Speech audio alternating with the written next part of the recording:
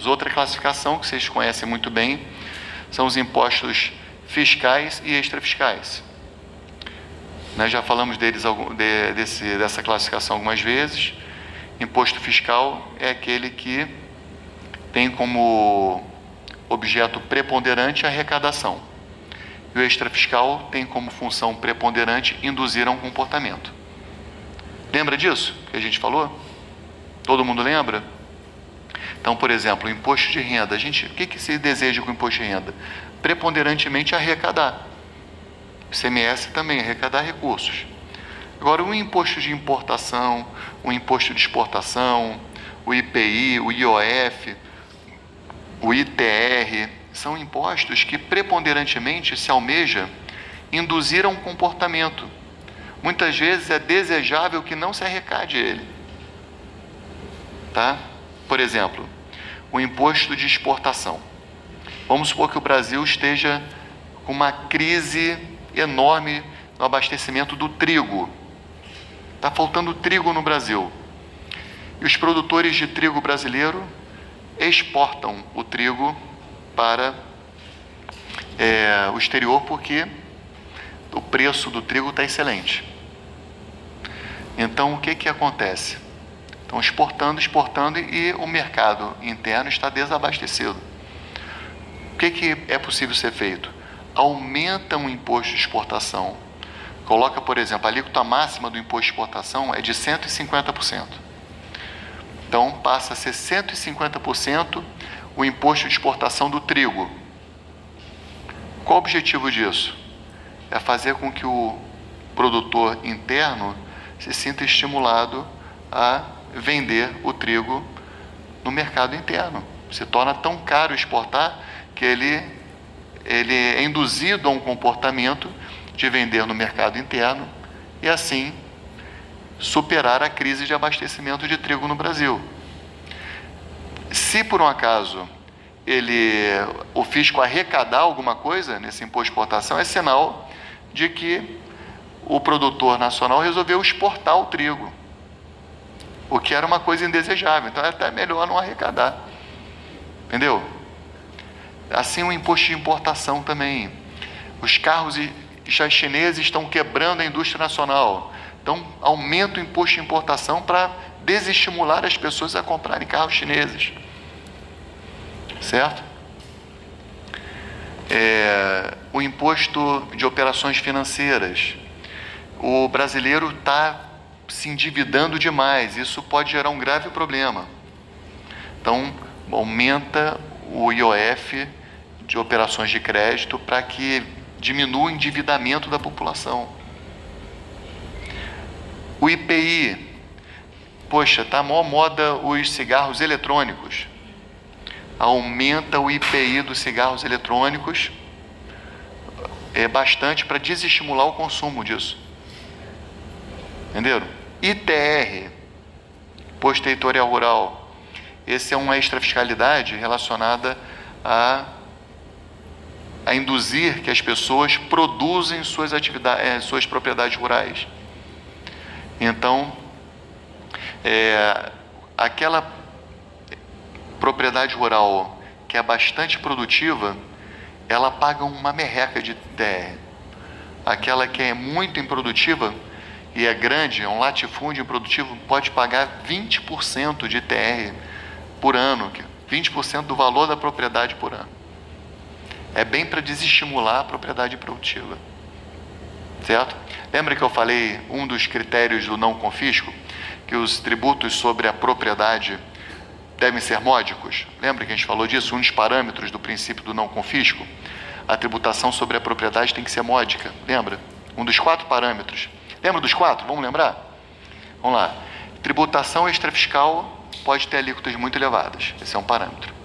Tributação sobre a propriedade tem que ser módica. Tá? A tributação não pode atingir ao mínimo existencial. E para que se afira a violação ou não ao princípio do não confisco, é possível se somar cargas tributárias sobre a mesma riqueza. Né? Então, um dos parâmetros é não ter uma tributação muito elevada sobre o patrimônio.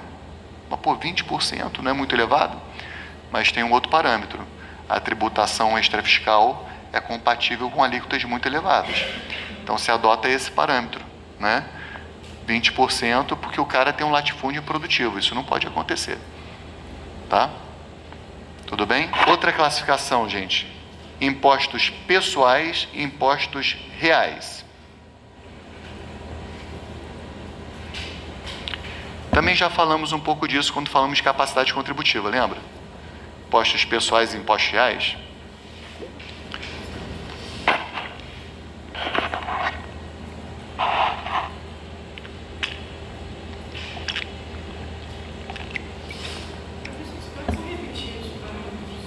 Os 4 parâmetros? É compatível. Tributação sobre patrimônio tem que ter alíquota módica. A tributação não pode atingir o mínimo existencial. E para se calcular, né, para se aferir se a violação ao princípio do não confisco, é possível somar cargas tributárias sobre a mesma riqueza. Bom, impostos reais e pessoais nós já falamos também, tá, pessoal? Os impostos reais são aqueles que se contentam com a capacidade contributiva objetiva. São aqueles que se olha para uma riqueza, né? É um bem que exterioriza a riqueza da pessoa. Se olha para res, coisa, né? Em latim, lembra? Res pública, né? Coisa pública, né? Então, se olha para res, real, né? A coisa da pessoa exterioriza a riqueza, enfim. Então, quase todos os tributos são reais. Agora, existem alguns impostos pessoais, quer dizer, o por excelência é o imposto de renda, tá? Imposto de renda é aquele que você olha para a pessoa do contribuinte e tenta aferir a sua riqueza subjetiva, de acordo com elementos assim de capacidade contributiva subjetiva. Então você pega quantos filhos a pessoa tem, quanto teve de saúde, de gasto de saúde, quanto teve de gasto de educação, tá legal? Esses são os impostos pessoais. O único que pacificamente é imposto pessoal é o imposto de renda, tá? Alguns doutrinadores dizem que o ISS também seria um imposto pessoal, mas eu não sei, eu tenho minhas dúvidas, tá? Eu acho que o ISS é um imposto real também, porque ele olha para quanto a pessoa recebeu pelo serviço. Tudo bem?